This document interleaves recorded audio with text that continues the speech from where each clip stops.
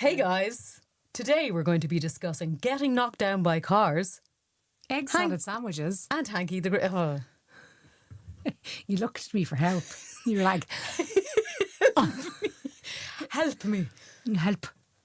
Hey guys, this week we're going to be talking about egg salad sandwiches Hanky the Christmas poo. and getting knocked down by cars. It's a good one. Stay tuned. All right, yeah. Bye. No, you're not saying bye. We're only starting into a podcast. I can cut it.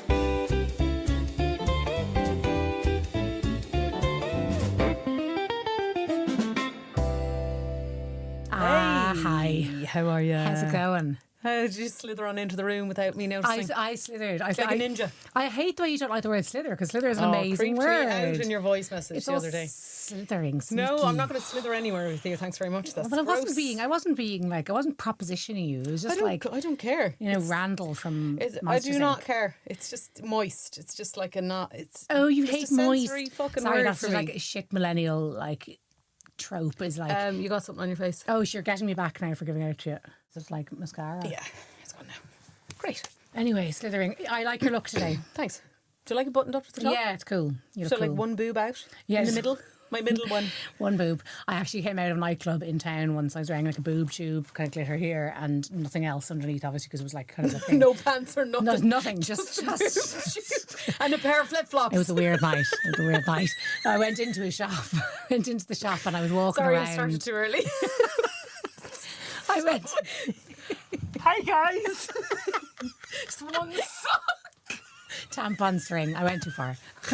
Oh, stop. I was walking Wasn't around the ready for shop that. and I was getting popcorn or whatever, like before the taxi. You know, you're starving after the nightclub. Yeah. And your man looked at me really weirdly. You can tell where this is going. And I looked down, both boobs, just completely. Now, I didn't have much boob at the time, so I didn't God, feel it's like it was just like. It was just a band around you, like a little Label. hairband. Yeah. Holding them up. Underneath. That's what I get. So funny. Oh, idiot. Anyway, and I thought today, just to lighten the mood, we could talk about death. Well, we started off on a banger, didn't we? We did, yeah. So went from boob flashing to death. Oh.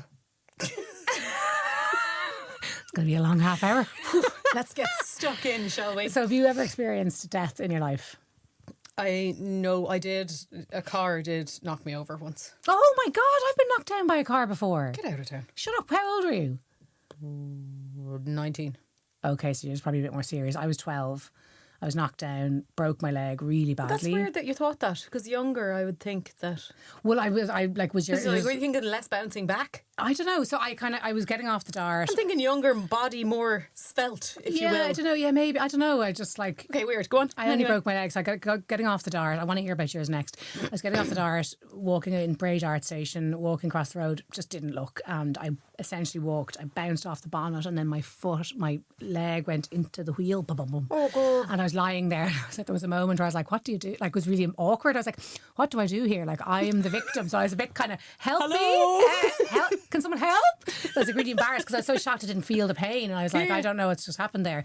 So like I had the coats over me and the ambulance Sorry, person where was coming your and leg? Inside the... my leg went underneath the wheel of the car and boof, like, you know, Went around. into the thing. So I was lying there kind of shocked and I was just like, oh my God, what do I do here? And because when it happens to you, but this is how kind of people pleaser I was. The guy who knocked me down came up and he was like, oh God, and he lifted up the coats and saw my leg and he went pale. And he was just like, oh God. And I was like, oh, I'm really, really sorry. Where were you going? And he's like, I'm going out to Grace. And I was like, I live there. You can go on ahead. I'm sorry to delay your morning. And my sister, this is actually an interesting you're all thing. right, I'm fine. I know. And my twin sister. The Irish embarrassment. No, God, I'm not like bleeding. No, don't mind. That's only a scratch. My leg was hanging off, and I went down. No, sorry, my school was down the road at the time, and my sister was in the school. My twin sister, Dancer, and she heard an ambulance going past, and she was like, "Something wrong with Laura." So, oh, you have telepathy. Yeah, well, there was just she just knew, and so she just went down and she found me and she said it was great crack because I was up in the ambulance and there was loads of people gathered around at the station, you know, what's going on? And Danielle said it was great because she was all like, out of my way, this is me, and like jumped up onto the, you know, into the ambulance. And I remember, I look like her, get out of my way. It's clearly, but it's not her, it's me, you know, we're twins.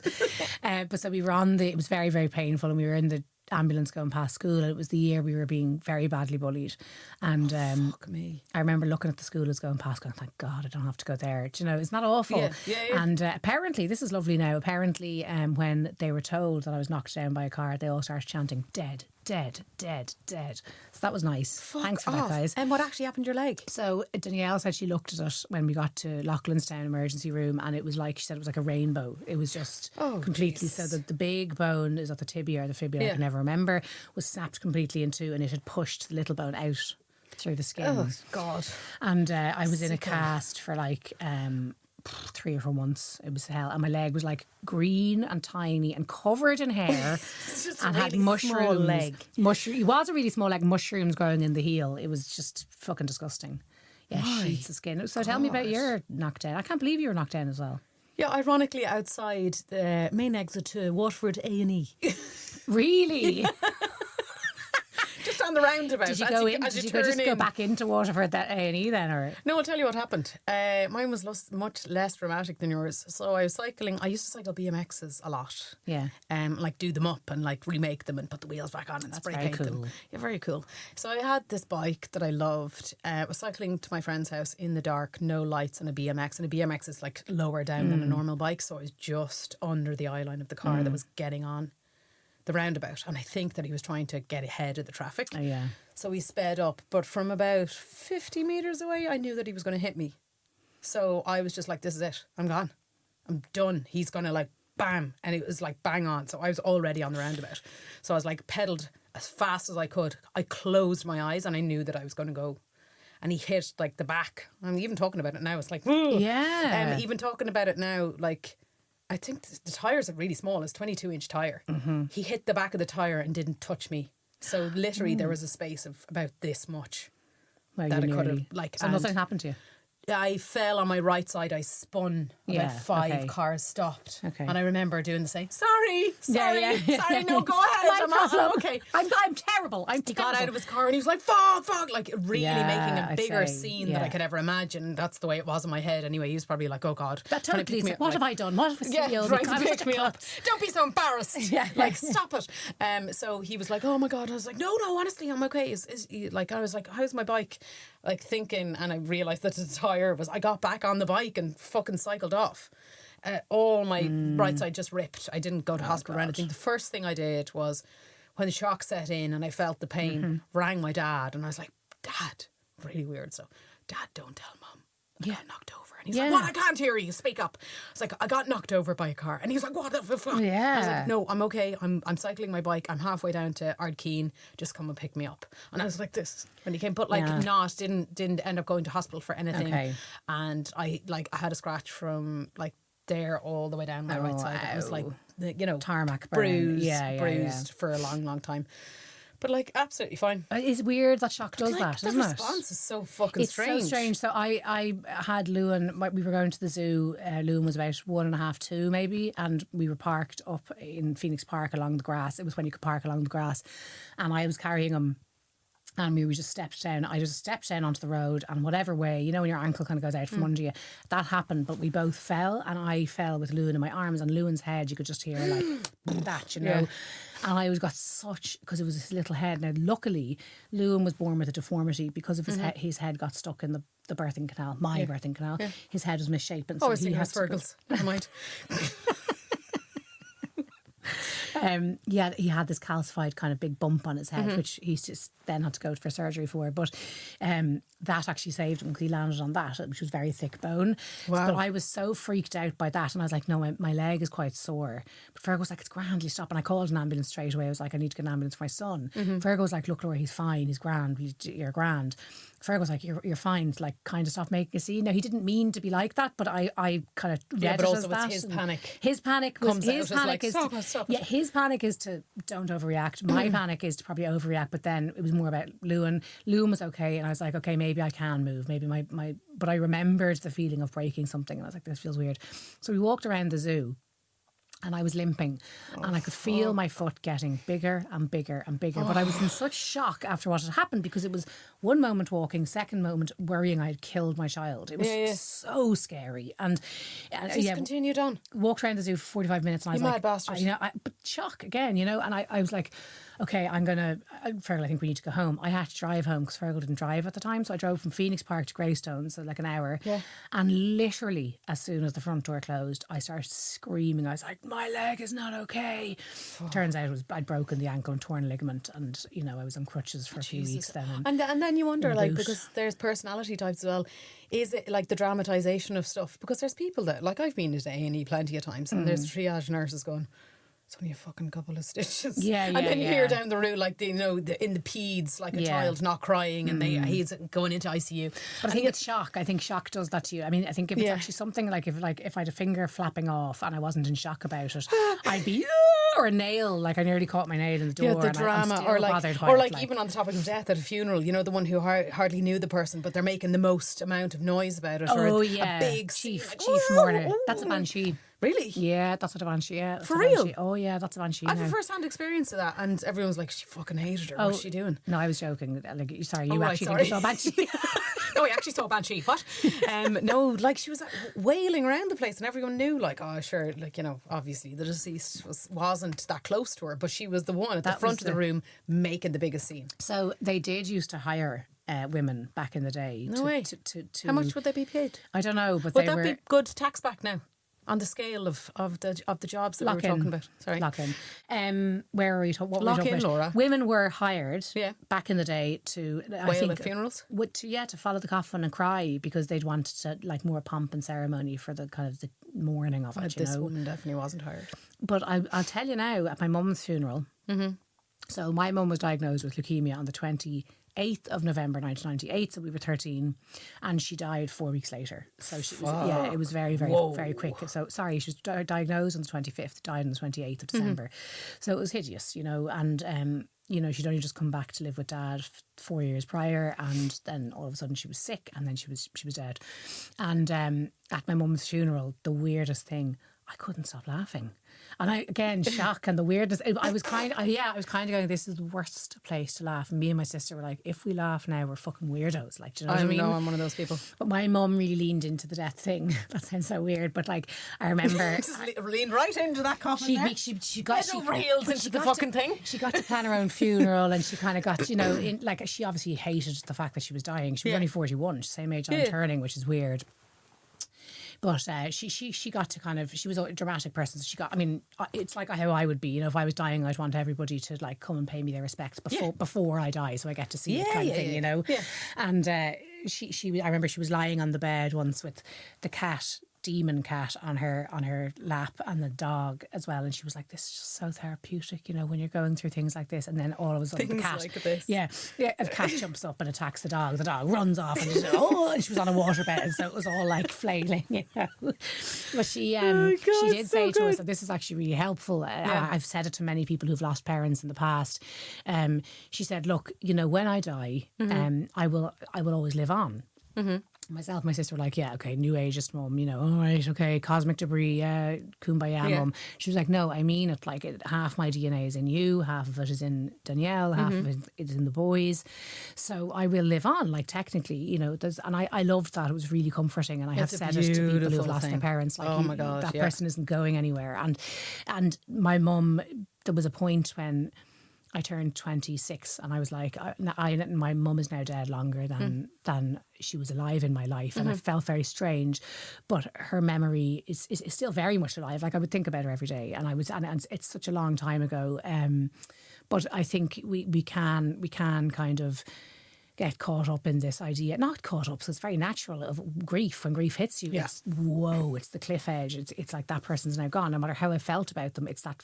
In the finite mind kicks in, because I think we put death on a shelf until we have to deal with it. How do you feel about it? For me, after that's amazing way to think about it. I think what your mum said to you is really fucking beautiful, and I've never thought about it like that either. How do you feel about it for you? I feel probably a lot more aware of death, I think, having had mum, someone close to us die at such a young age, you kind of go around, and I'm sure it happens to people now, when someone close to you dies, you kind of just expect everybody to die, and you're so aware of mortality. And I think that doesn't go away. Now, it's not like I'm picturing myself dying every day, but I think I am aware of it. But that trickles down. Like, my kids are kind of aware of people dying at a young age because they know Grandma Fiona died when I was 13 as well. So I think I'm not afraid to talk about death. I'm not afraid to talk. Are you scared of it for yourself? No. Me neither. Have you planned your own funeral? Like, in your head, what do you want? Because mine is... I definitely want someone to turn up in one of those giant blow-up T-Rex costumes. Okay. Just one person out of the whole... And not explained. And completely unexplained. Nobody knows who's going to do it, but someone is going to do it. So if you're listening, guys... Yeah, what's your song? I haven't chosen a song. Oh, my God. But I have imagined just a joyous occasion. Like, I have imagined, like... Yeah, just people being people as they were to me. Yeah, I know. I don't expect it's any so hard. frills. I don't expect, and I don't want it to be like almost a big deal. Like, do you know what I mean? I know, and it's just so hard to say that, because actually death is for the living, you know, and grief is for the living. So it's hard to say that, because Mum, she did get to plan her funeral, and she said, I want all the laughing, all the crying. She wanted that, yeah. Not necessarily the alcohol. Yeah, but like, yeah, you know, no, all the laughing and all the was crying, like, and maybe an egg salad sandwich. Oh, I don't know. When If I could, I know. Well, actually, you know what? Fuck them. They can have an egg salad sandwich. Or it's like something really obscure, like sushi. Yeah, Hot sushi. Pizzas. Yeah, I know. Like, pizza slices. Yeah, exactly. Pizza Smarties. slices. Yeah. Rice Krispie No, my cakes. mum got to plan her funeral, and she said, I want everyone wearing white. You know, I don't want black. I want this to be a celebration of my life, not I don't want to talk about my death, which I get. But it is kind of also hard. Like, it's not up to the dead. It's up to the living. It kind of is up to the living. Do you know what I mean? And I think it's... But fine, you do need to serve out wishes as well. But Mum said, I just got to have a piss up in the house. And it was on New Year's Eve was her funeral. And I remember my only memories of that night was like... So one was my oldest brother's best friend downing a pint of Guinness in 3 seconds. That was amazing. Whoa. Me and all of my friends, like very close childhood friends, we all slept. Puking up We all pints of slept. Guinness Yeah, in 3 seconds. we all slept in the front room. We all had a sleepover there. It was great fun. And their mum's funeral was apart from the burying part and the church part, but like the after wake was just really good fun, and it was such a relief to kind of have it done. Do you know what I mean? And then another memory is who took the management of my dad. Through the my wishes? dad. My dad. Yeah. Oh, because they'd gotten back together. They'd gotten back together. They were married. Yeah. I've forgotten that. That's so beautiful. Yeah. And so the other memory is my one guy who was in the church. He was a family friend. Basically, he's a black guy, but he's from Donegal. Speaks Irish, and he was in talking to my granny who lived in the granny flat. Now this is the alcoholic turtle, do you know, the one on her back? Yeah. And she was in on the bed, and obviously she didn't go up to the funeral or anything, because she was, you know, dosed up with sleeping tablets and stuff. And a few people came in to pay their respects into her little chateau fumé, her little smoke room. And Jim was in there for a good while talking to her, and he was playing the guitar, and he was singing her songs, and she was like, "Oh, I love him. He's brilliant. Thank you, Jim. You're fantastic." And then he got up to say goodbye. Right, Peggy, I'm going to have to go. And he leaned in to give her a kiss goodbye, and she said, "Oh, you're black." Like, she only just realised when he got he was close. far away. Yeah, it's so very she shadowy said, over there. Yeah, so that's another nice memory of mine. So, any funerals you've been to that have been particularly strange, or? Oh wow! Okay, we've woken the beast. No, I haven't been to many funerals. I really haven't been to many funerals, but two women in my life, my grandmother and my great-grandmother, have both told me on their approximate deathbed in one way or another that they were so ready. And I think that is a beautiful thing. Like, I don't care what age I am. I don't even care like who they knew who they were talking to or not. But to say, I think it's my time. Oh yeah, that'd be great. Like, it is the dream, isn't it? It really is to like... and it's hard. It was hard for me, and I told my grandmother that no, it wasn't. Please stay here because I need you to be here. I'm getting a bit emotional now, but like, yeah, for her to tell me that she was ready, she knew she knew that, and the last thing to go was her hearing and like everything like that. But she knew that it was her time to go. I'm sure your mother did too, but it was such a shorter space of time. 41. One thing she said to my dad was like, I know it's all well and good for you guys being upset losing me, but I'm losing all of you, and I do think that. And she kind of in her head had a second chance at being our mum, because she had left when we were 4. 5 years later, she got married to Dad, and she was just kind of settling into that life. I want to go back to you talking about your grandmother though. What made you emotional about that there? Because I miss her, I guess. Do you miss her? Yeah. Yeah, I really miss her. Like, but we're not like a tight knit family. Like, I wouldn't have seen her every week. She lived in Longford. For her sins. No, joking. Joking family. Love you all.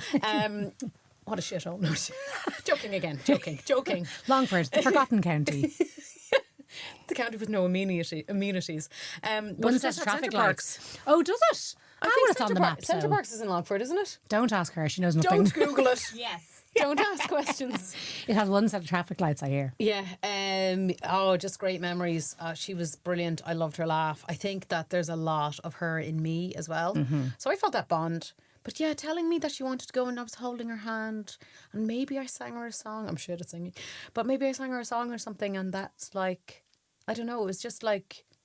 It was so deeply emotional. It was very like... I think that I could feel her fear and her telling me that she wanted to go. Another close person dying, and I'm so grateful that Jude was 1.5, when Audrey's grandfather died. And Jude loved him. And we used to always go visit him in the in the old folks' home. And I have a really nice picture, and I think it all encompasses death and life and the circular, the way of things. Jude is just about walking, but holding onto the Zimmer frame at the end. And Ben was sitting on the chair like this, holding the Zimmer frame, looking down at him. And it's just the two of them holding it, because baby needs a walker and an old man needs a walker. And very I was like, cool. oh my God, this is that. so fucking beautiful. So yeah, and seeing his whole entire family around the bed, everyone singing songs and laughing, sporadically laughing and crying, but being so safe. And they gave him a wake. Like some of the family members stayed there till the next morning, till like the removal or whatever. But like seeing that your body is truly a vessel, because I'd never seen that in death before. I think I only saw one of my friends when I was like 15 and I didn't know what was happening. Oh my God. Yeah, and she was actually my next door neighbour. But seeing the difference, and in such a short space of time, being at the bedside. Life just being gone. And it's not the person anymore. And it's so definitively not the person. And then you realise that they were filled with something and this is just a vessel. Like so clear as day that they've gone somewhere else and they're happy being somewhere else because they know that their family's all around and they know that they had a good life. I feel like I'm not scared of death now, but knowing this, that you're like, no, come on, like nobody wants to die alone. No. Do you know, nobody wants to, like, you know, God bless all those fucking, if there is a God, or whoever you are, whatever you are. Okay. Yeah, you know, calm down. Hardcore atheist, no joking. But like, God bless all those people in COVID who were separated and everything like that. And I think that it's just a really fucking beautiful thing. It's the most beautiful thing in the world, apart from giving of birth. Yeah, I know. Do you know what I mean? Like, I'm just like, wow, I was blown away. I was so delighted that Jude got to see it. Jude went over and patted him on the head and everything. Like, but like just seeing the stark difference of life. Yes. And you're like, holy shit, I didn't, like, you hear people talking about it, but I hadn't experienced it until 2 years ago. I think it's nearly 2 years, a year and a half since he died. But like the difference of visually seeing a vessel where once something lived inside and now it's gone somewhere else, and this is not it without that. I think another thing that was beautiful about what you're describing there is how death brings us together. Yeah. I mean, obviously, as you spoke about the COVID thing, that was absolutely horrendous and so inhumane that people couldn't be together when people lost loved ones was absolutely horrendous. I've seen a couple of friends go through that actually, but this bringing of people together, my mum's wake, this kind of the beautiful piece of it. But actually, when my mother died, the day she died, we were brought into the hospital, and we weren't expecting this because it was so sudden, and she was upstairs and we went up to say her goodbyes because we were told, look, she probably is going to die. So we said our goodbyes, and then we went downstairs, and myself, my sister, and my three older brothers were sitting in one place, and up until then we had been quite scattered. So we had lived together. Then two of the boys left, and then they came back, and so we'd never really been all in one room for quite a while at this point. My brother had been living in Australia for a while, and we were sitting together, and we were talking about South Park, and Hanky the Christmas Poo was big that Christmas. Love that guy. And we were all talking about him, and we were trying to explain. I think one of the guys hadn't seen it, and we were trying to explain him. It's a dancing Christmas Poo. Yeah, and we were talking about it. So we were all laughing about this, and all of us were laughing. And just as we all laughed, I knew it had happened, because I was like, oh. And then my mum's best friend Mabel came up to me and said, "Do you want to go upstairs, sweetie?" And I said, a part of me said I don't want to because I know she's dead, and the other part of me said I need to. And I went up, I'm getting goosebumps thinking about it, and getting kind of emotional thinking about it. And I haven't in years, I'm so used to talking about it. But I said, no, we'll go up. And I went up, and she was dead. And I did choose to go in and see her. And exactly that's not mum. That's just a vessel, as you said. It's and not I thought her. It would be scary. Did you think it was going to be scary? And that's why you're hesitant? Now I have seen dead bodies since. I've been fucking freaked out by it. But I think it was mum. It was something I needed to do. Interestingly, this is a strange kind of more spiritual part of it, but when mum was sick for those 4 weeks, we could never hug her that much, and I would always try and get onto her lap and hug her because she had left us and then come back. I was always kind of trying not to take for granted that she was there, so I would be very, very needy child and cling on to her, but we couldn't hug her that much because she was dying. So frail, or her lines, all the blood's going in and out, her veins are very sore, and it was just difficult to be on a hospital bed. And I remember praying before I went into the hospital, I just want to hug her. I just want to hug her one more time. That didn't happen. She died. And that night I went home. Again, the shock piece. I don't think I slept like a baby that night. And I woke up because I was in the middle of a dream about nothing. And out of nowhere, my mum appears in the dream. And she walks from the periphery. She's looking ahead out at something. And I said, "Mum." And she said, "Mm-hmm." I said, "But sure," I was about to say, "But you're dead." And she went, "Mm-hmm." And then nothing. And then the two of us hugged. Jesus. And she was wearing, this is the weirdest part. I know. She was wearing what I didn't pick for her, but her two best friends picked for her to bury her in. So she was wearing this A-line. So you already knew. This is what I again only copped it a few days later. I was like, that's what she was wearing. That's what she wow. And it was absolutely. Now look, you could just say beautiful. It was amazing, and it was such a strange dream. I've analysed it so many times. There was the silence was deafening. It was like when you put your ear up to a shell. It was such a spiritual piece, and it was just unbelievable. But it was really comforting. You know what I mean? And whether that was memory or actually spiritual or whatever you want. We do have the power to get through death. We do have the strength. We can draw it from within. We can draw it from the person we've lost. And I think we can definitely draw it from, our brother's friends just downing a pint of Guinness or, as you said, Jude patting him on the head. Or getting a fucking fit of laughter 100%, for no reason at all. Your mother would want that though. 100%. And like we were laughing, I know for a fact we were laughing at Hanky the Christmas Poo. That is when she died, because it is exactly when she died. She was 1:39, I think it was, in the afternoon. It's fucking class though. It's amazing, and it makes you see so much. But also, I grew up thinking death was scary. I remember my childhood guinea pig died, and I didn't want to pick it up because I was scared of its dead body. There's all these movies about ghosts and coldness and finality. We're taught to be scared of it. We are taught to be in our society, our culture. It's stunning. That separation, that immediate knowing that the body is just there to hold us, and the something inside is what makes us, but the something inside is not tangible. It's like the subjective energy. It is literally all it is energy. I mean, I suppose we're talking about those situations where death is expected, and we there are people taken well before their time in very tragic incidents, so we can't sit around and say it was beautiful and stunning, and and I don't want to detract from anybody who's lost someone in a crisis or anything like that at all. That's not the intent. But I think we need to. What we want to do is really just explore death. And that idea when you talked about nearly being knocked down in the car, I thought I was gone. Yeah, 100%. And it's so convinced. strange. I don't know that I think the closest I've ever felt to death was being in labour. Not that I thought I was death, but I didn't have the epidural on Ray. And I remember that feeling of when I was going through the transition, which I didn't realise I was then, which is when your body goes from 9 to 10 centimetres, for anyone who doesn't know. Oh, God. They call it a transition because that's when the woman just goes, it's just... Need the drugs. And the only way I would describe it is it's not corporeal anymore. It's not physical. It's beyond.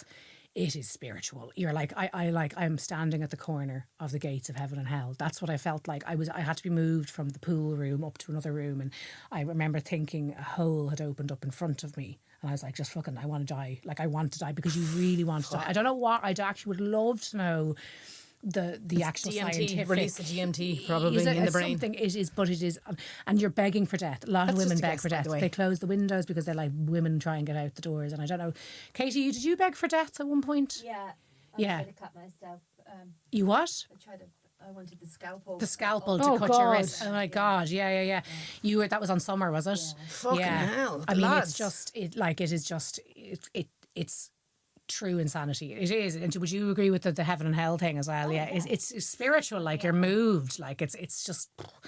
Anyway, so that's But like you're putting words to it as best you can, but really it's just it's mind-boggling. I know it's just incredible. It's like it's a miracle. I know it's the only way you can describe it. And it is. so is death in that same regard, and being on the precipice, and you having been through.